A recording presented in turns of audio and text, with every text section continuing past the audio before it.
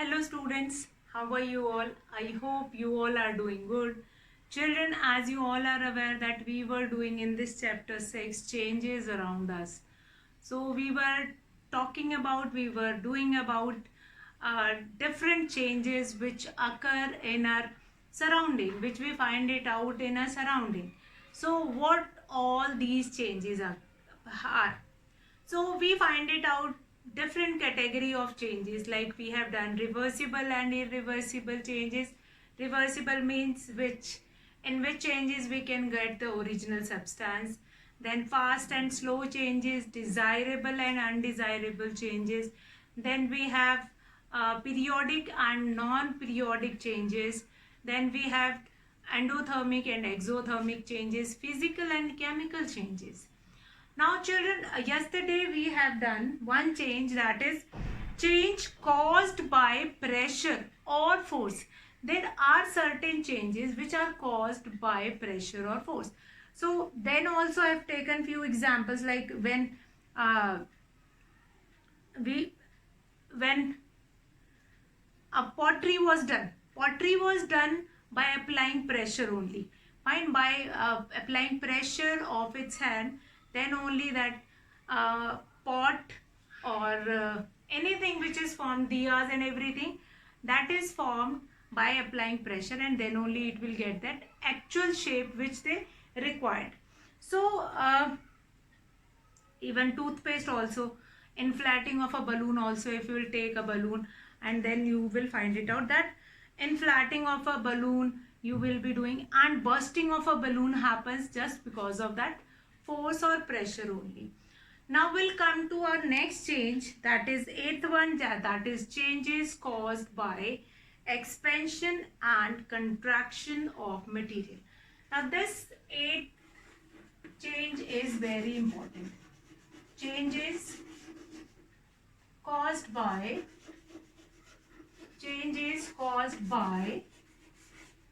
contraction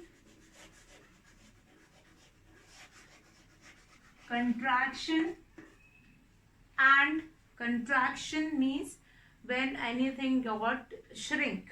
Contraction and expansion of material, and expansion of material.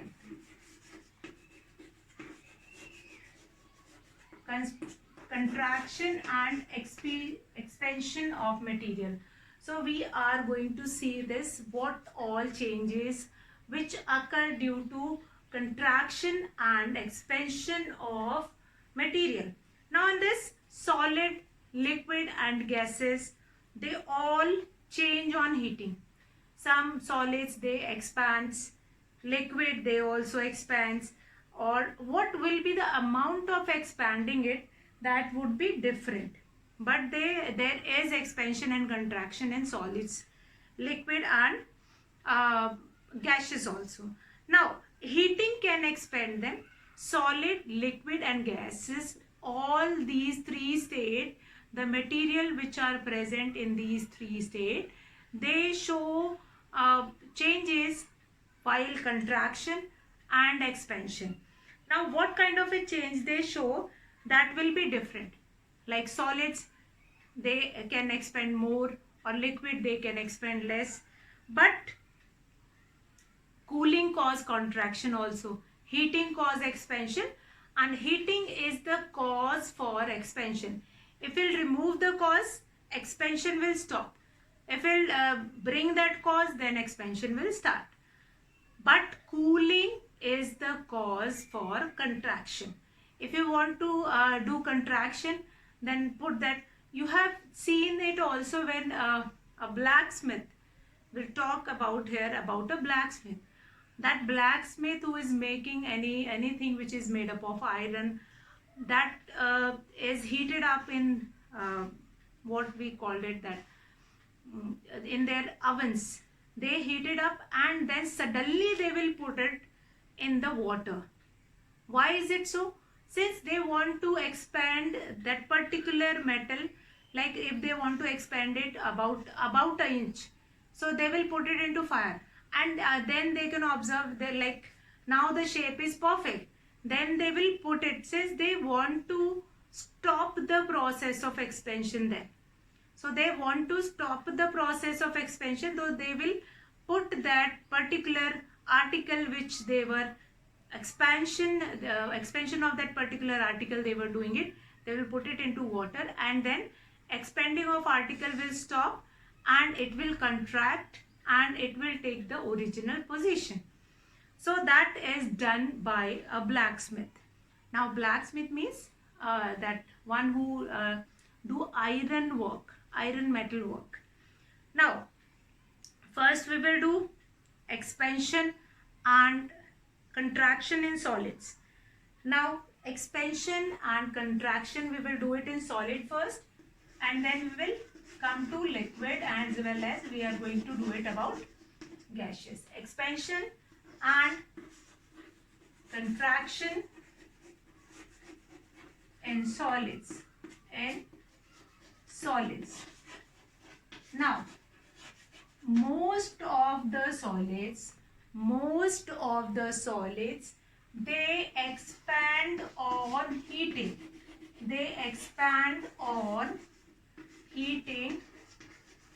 And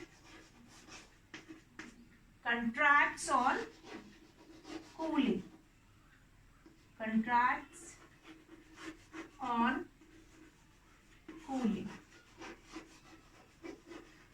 So what do we understand here?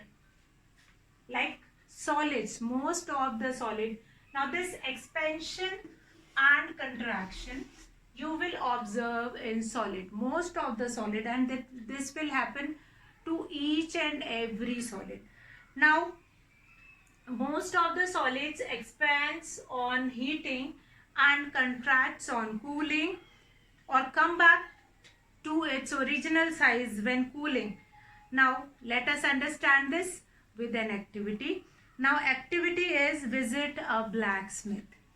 I was taking an example of a person who is doing iron work, blacksmith.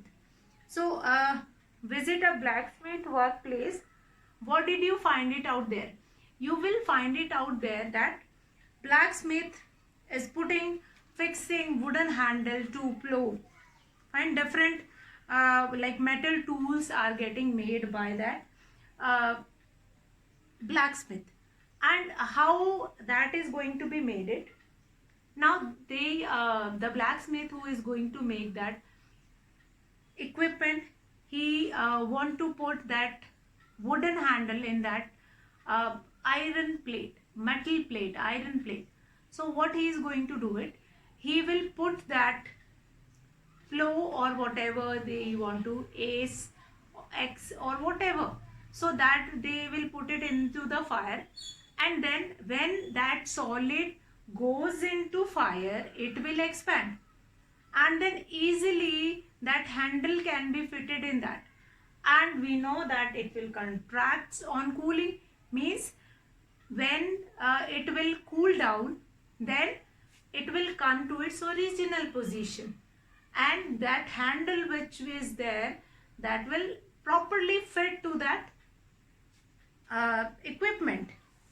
Now as you can see in your book also, that it is given that he fixes wooden handle in the tools such as axe and spade. The handle in these tools are fitted very tightly. Now tools is made up of iron and handles are made up of wood.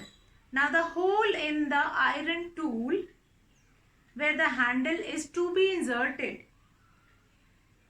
is kept slightly smaller than the thickness of the handle. So that hole is taken a slightly smaller than the size of the handle. Then what happened? That before inserting the handle, the whole of the metal is heated.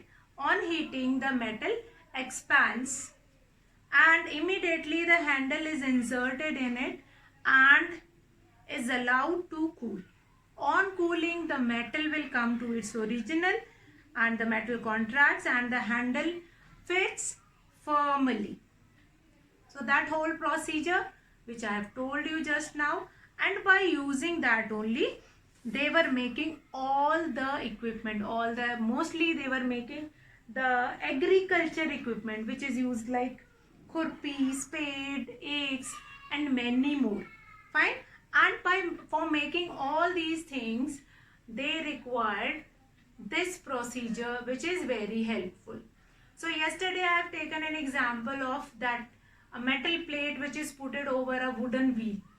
That also, in that also the size of metal plate that will be expanded by heating and then put it on that wooden wheel, and then after contraction of after cooling it will fit it to that wheel. It will not be loose on that. Now the same expansion, the property of contraction and expansion in solid is also used to fit a rim around the cart wheel.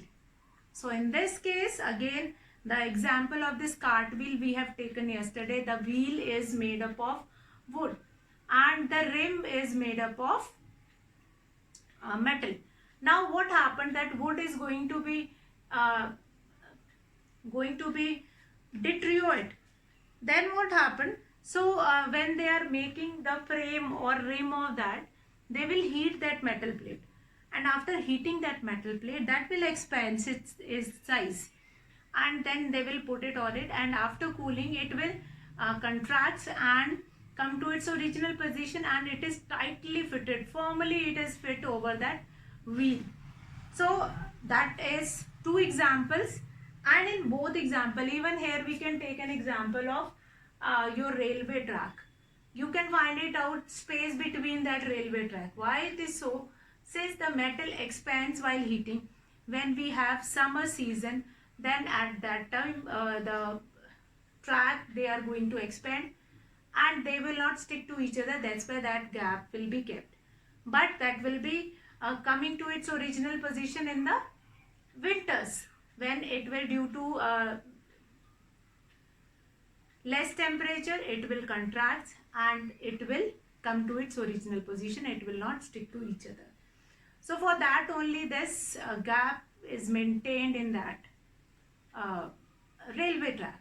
So certain examples we have seen, agriculture equipment is made by this expansion and contraction. Then your rim is fitted on a cart wheel, and then your railway track. Now we'll come to expansion and contraction in liquids. Now this number 2 is expansion and contraction in liquid, that we are going to do it. So how it will act in liquids? Expansion and contraction we will do it in liquids. Expansion and contraction in liquids. Now liquids also, you must have seen a clinical thermometer. Obviously we have seen, and in that clinical thermometer is filled with mercury. Now the bulb is filled with mercury, and mercury is in liquid form. When you will put it in your mouth, then that mercury, due to high temperature of the body, that mercury expands and run above, and then you can, by using this property, you can measure the body temperature. So this mercury rises in the glass tube, thereby indicating the temperature. Now if that bulb of that thermometer will dip in a cold water, then what happens? If it dip that tip of bulb in a cold water, then what happens? Then it will comes to its original position, it will contract. So what we can conclude here, that this expansion due to heating and contraction due to cooling. So in that also we can find it out, that by observing this mercury thermometer, clinical thermometer, where the bulb is filled with mercury, when we are supposed to raise the or measure the temperature of anybody's body, then that will be kept in our mouth, and the mercury which is present in that bulb in liquid form, that will rises up and it indicates the temperature. But if that particular mercury we will put it in a cold water, that will contract and it will comes on its original position. So we can say that this expansion and contraction also works in liquid in the same way as it is working in solid. Heating is a cause for expansion and cooling is a cause for contraction. Similarly, due to heat, it will expand, it will show the temperature, but while cooling, it will come to its original position. So that is liquid. One example in that case also, in liquid also. Even if you have observed a very small example that you can observe. Take one glass of milk. Fine. Properly measure it. Measure the quantity of that glass of milk. For example, you have taken 150 ml of water or 150 ml of milk. Keep it on the gas and heat it. You might have observed that sometime that I have taken only one glass of milk, but after heating it, that is not coming in that same glass in which I have measured. If you have not done, just go and do it. Just go and do it. So then you can observe that how it is so.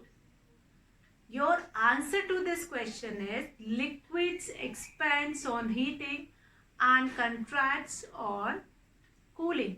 Like that ice cube, which is the water when you will fill in that ice cube tray. So that is overflowing here and there, here and there. And once it will convert it into ice cube, you can find it out the shape that can be easily removed from that ice tray. Why it is so? Since while cooling, the liquid get contracts, and once you will keep it outside again, that is going to overflow from that ice tray. So these are the certain examples which you can observe in your surrounding. Now we have done expansion and contraction in solids. Then we have done expansion and contraction in liquids. Now we are going to see how this expansion and contraction works with gases. How it works with gases. So let us understand this with an example, how it expands, how gases expands and contracts.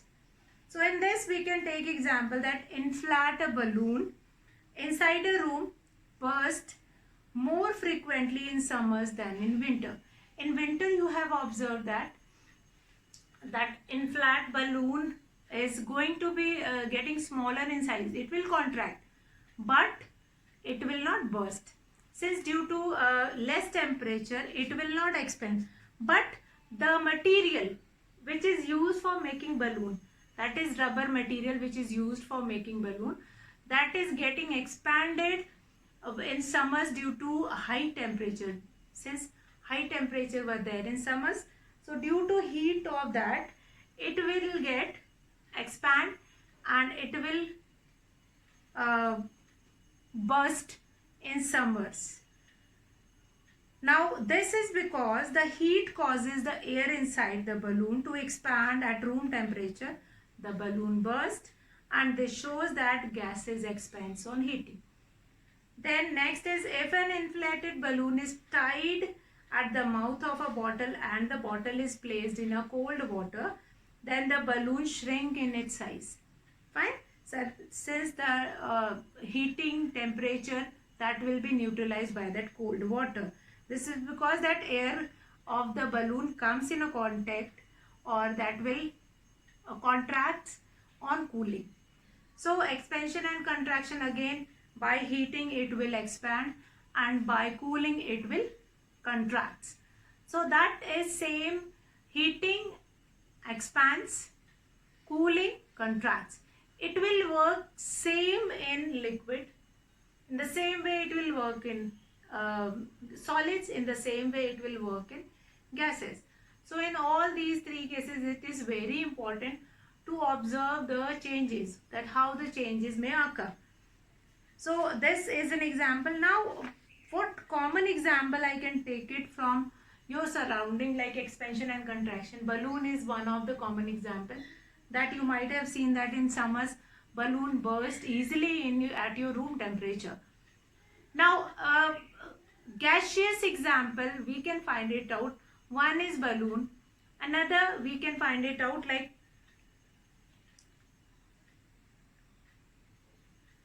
anything which is made up of rubber, even anything which is made up of plastic also. It will expand, and then if we'll keep it inside it, then it will contract. So that is what we observe in this changes caused by contraction and expansion of material. That expansion and contraction is done in all the three types of material, whether it is solids, liquids, or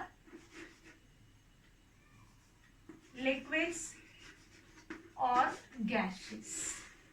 So whatever is the kind of a substance or material, we find it out on heating, it will expand. Heating is the cause for expansion and cooling is the cause for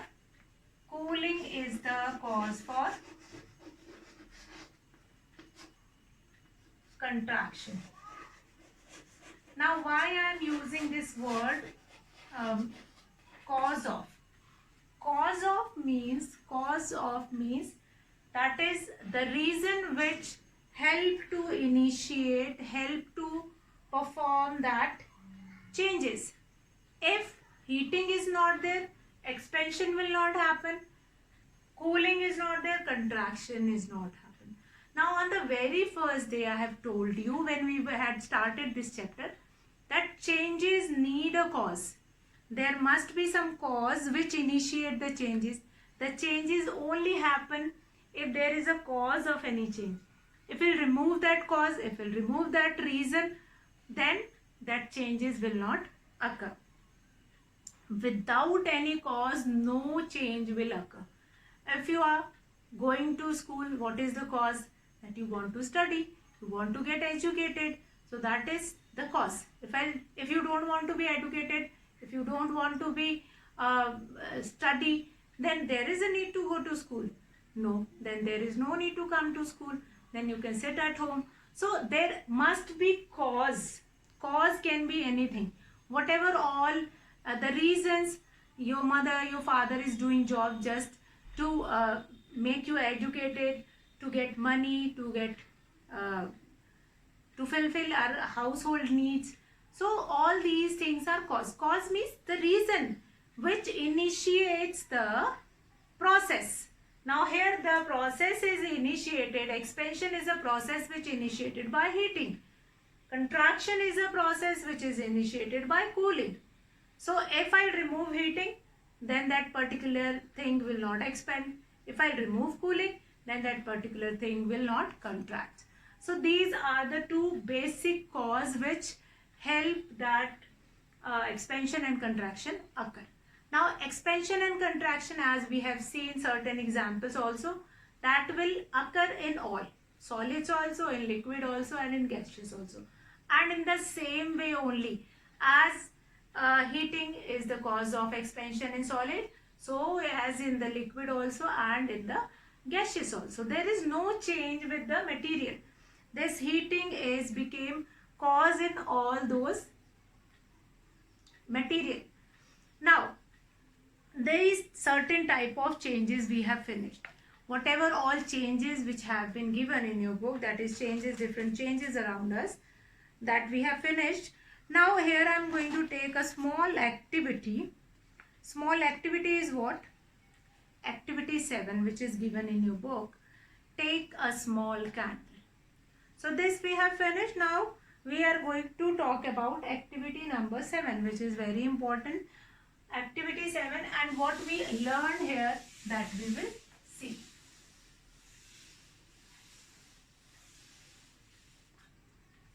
Okay. Now we'll come to activity 7. Activity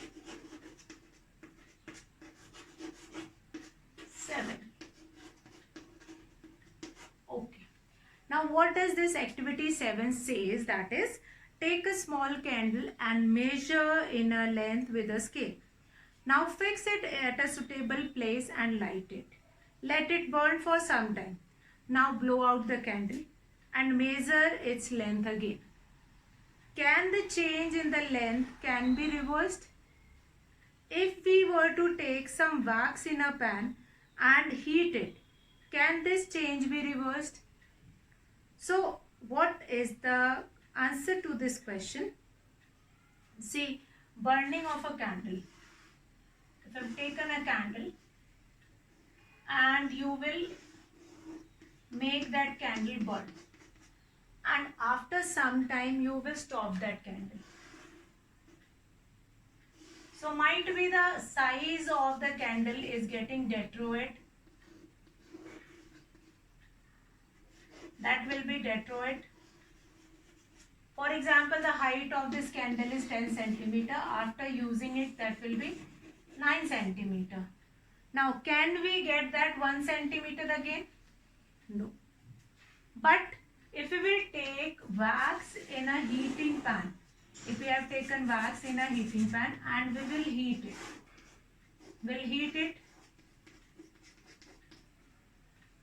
we'll take wax in a heating pan.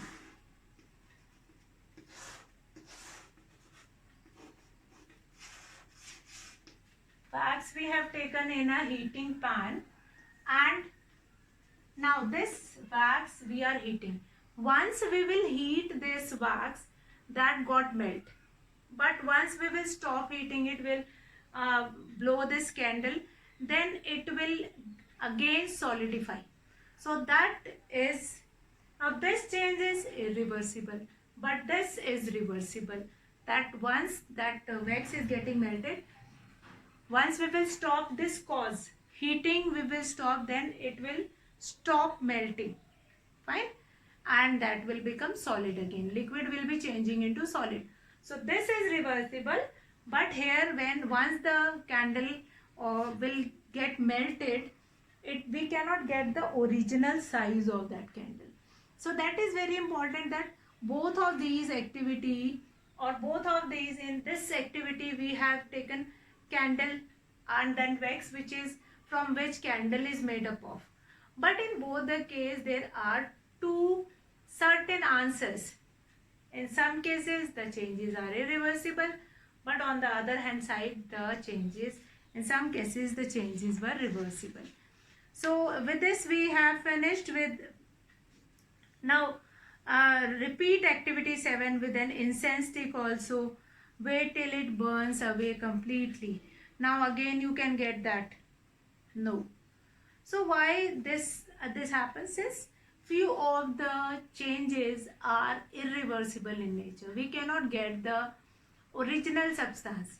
Once the incense stick will changes into ash, we cannot get the original substance, the original incense stick again. So that is irreversible change. Fine. But that will not happen with other one, like if certain changes, like if salt is dissolved in water, so by evaporation we can get that salt again. So that we have seen in the previous chapter different methods of separation which were used for doing it. Now children, we have finished with all the changes. Now today we have finished all the changes which were there in this chapter 6, that is changes around us. Now children, next we are going to start with the activity or the exercise which are related to this chapter, that is exercise NCERT exercise. First we'll do NCERT exercise. After that we are going to start with some extra questions also which are very important to you all. So tomorrow we will move it to the exercises, and you all will go through all the videos, see, find it out that what all we have done related to different changes, and you are supposed to do all the 8 type of changes which we have done. Few lines about each changes you are going to write it down in your copy. So today I'll finish the class here. That's all for today children. Have a good day.